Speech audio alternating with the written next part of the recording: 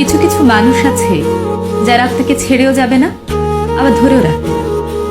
ছেড়ে যেতে চাইলে এমন কিছু করবে যাতে আপনি থেকে যান, আবার থেকে গেলে আপনার কাছেও থাকবে না।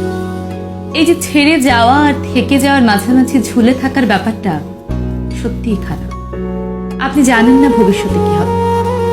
আপনি মানুষটাকে কিছু বলতেও পারবেন না, কারণ তার প্রতি যে আপনার বড্ড বেশি মায়া, এই মায়া কাটিয়ে ওঠানো যায় না।